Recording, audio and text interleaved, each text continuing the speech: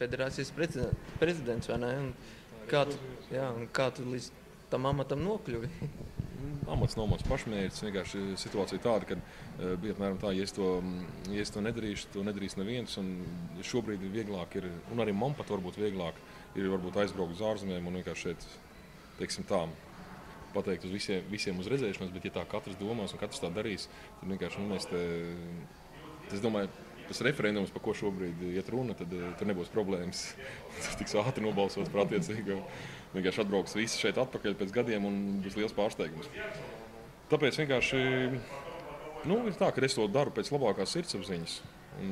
Bet, skaidrs, ka es esmu pats sportists un pašam vēl citu darbi. Teiksim tā, ja nāks kāds profesionāls ar skaidru tādu redzējumu. Es pie tā krēsla nepieturēšos, bet labprāt kā padomnieks vai kaut kā tā strādāt, jo varbūt es pieļauju, ka kāds cits to varētu izdarīt daudz produktīvāk. Bet, kā es teicu, pēc labākās sirdsapziņas es to šobrīd daru. Kādi galvenie mērķi un kā tu pirmo reizi ienāci sportā šajā armwrestlingā, kā viņš vispār ir attīstījies Latvijā? Pamazām viņš attīstās un par to liecina daudz faktoru. Kaut vai tas, ka mēs esam atpazīstami, mūs pazīst, zina, kas tāds ir. Zina pastāstīt īsti par šo sporta veidu cilvēki.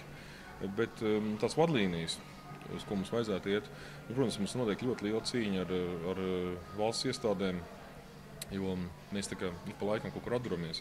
Mums vajadzētu producēt trenerus jaunus, lai mums ir ko nosūtīt uz kaut kādām novadiem, uz pašvaldības iestādēm, lai sporta skolās un tur strādāt un tā tālāk.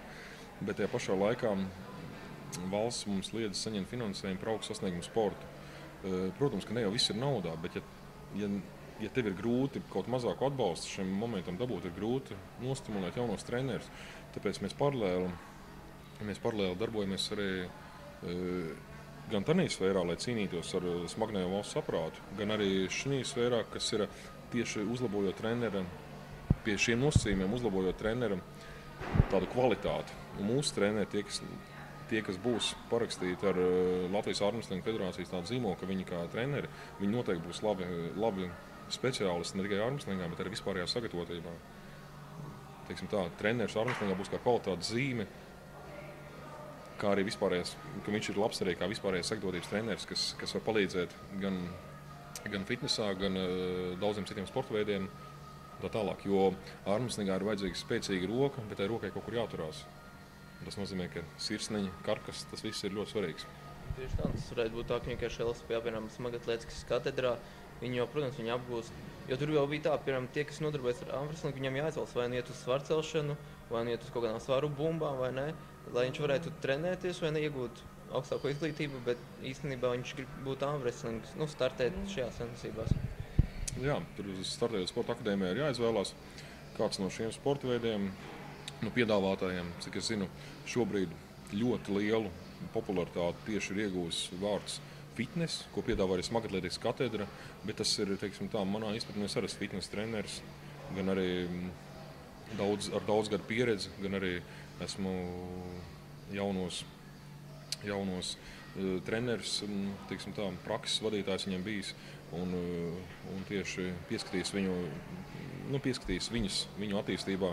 Tā kā, teiksim tā, tas vārds fitness viņš tāds pārāk vispārējs. Un noteikti zem katra armwrestling trenera jaunā, tas noteikti būs apakšā arī, ka viņš būs labs gan fitnesa, gan arī gan rehabilitācijas, viņam iemaņas noteikti būs daudzās jomās, gan tajā pašā laikā, kas pamatā ir mugura, kā teica sirsniņa. Protams, arī viss locītājs, kas ir vairāk tieši augšējās ekstremitātes, bet arī pārējās arī. Tieši tā. Tad nobeigumā, kādi ir tavi plāni, nākotnēs kādi starti, kurus tu jau zini, vai kam tu varēsi jau gatavoties? Nākotnes plānas šobrīd, teiksim tā, gribētu tā iepauzēt un varbūt arī uztaisīt tādu pauzīti. Redzēs, ka pēc pašsajūtas jāstāsta pēc sacensībām. Varbūt ar nedaudz arī uz mirkli, kādā ģimenes dzīvē vairāk jāpievēršās. Bet noteikti es no armrestlinga nepazudīšu. Un ja es varbūt tur pusgadu kaut kur nenostartēšu, varbūt gadu, tas nenozīmē, ka es esmu aizgājis. Un jebkurā gadījumā, kad es atgriezīšos, es būšu viens no favorītiem tur. Tā kā šobrīd skaidru tādu redzējumu par sacensību saviem startiem es nevaru pateikt.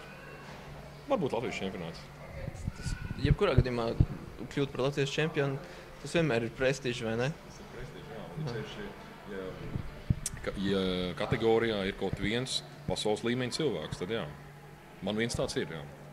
Kurš, nu labi, es esmu pārsvarā tikai lauzis, bet teiksim tā, nu, galīgi tādā atslābināšanās stāvoklī tur nevar pieiet. Jo Raimonds ir, nu, vairāk kārtējs pasaulē, gan Eiropā medaļnieks. Nu, labi, jāsaka, Norman, tev liels paldies!